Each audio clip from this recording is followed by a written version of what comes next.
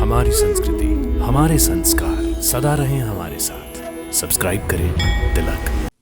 भैरव, तुम तपस्या से लौटते ही युद्ध और आक्रमण की बातें करने लगे हो। तुम भी अपने पिता पर गए हो। पिता पर गया हूं तो उसमें बुरा ही क्या है? अंत है मैं उन्हीं का पुत्र और उत्तराधिकारी हूं। जो काम वो अधूरा छोड़ गए हैं उसे मुझे ही पूरा करना है। परंतु एक मां अपने इकलौते पुत्र को अपना जीवन युद्ध भूमि पर संकट में डालते हुए नहीं देख सकती। जिस मां का दूध उसकी संतान में रक्त बनकर दौड़ रहा है, उसे यूं ही मिट्टी में मिलाते हुए नहीं देख सकती पुत्र, नहीं देख सकती।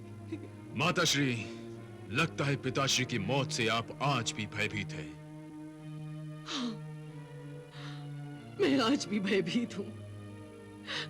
मुझे इस बात का भय है कि ये युद्ध कहीं मेरे वंश वृक्ष को जड़ से काट के न रख दे।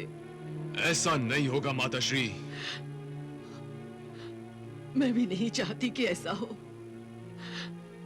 मैं तो ये चाहती हूं कि ये वंश आगे बढ़े। इसलिए मैंने तुम्हारा विवाह करने का निर्णय लिया है पुत्र।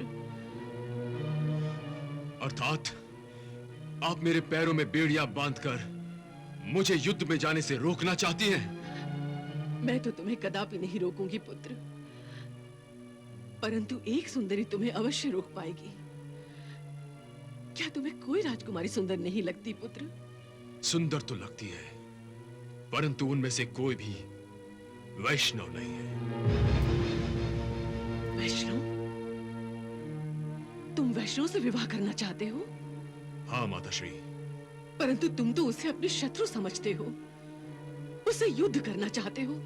हाँ, परंतु मैं युद्ध को युद्ध नहीं, स्वयंवर समझकर लड़ना चाहता हूं।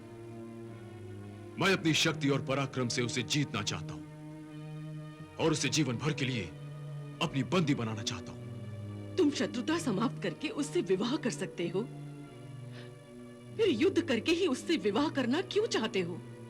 इसलिए कि पहले मुझे अपने पिता की उस हत्या का बदला लेना है। मेरी मानो तो युद्ध को भूल जाओ पुत्र, और वैष्णव से विवाह का प्रस्ताव भेज दो। मैं जानता हूं वो नहीं मानेंगे, फिर भी आपका सुझाव मुझे स्वीकार है, क्योंकि वैष्णव के मेरे विवाह के प्रस्ताव को ठोकर मार देने से ही मेरे लिए युद्ध का बहाना बन जाएगा। मैं उसे विवाह का प्रस्ताव अवश्य भेजूंगा।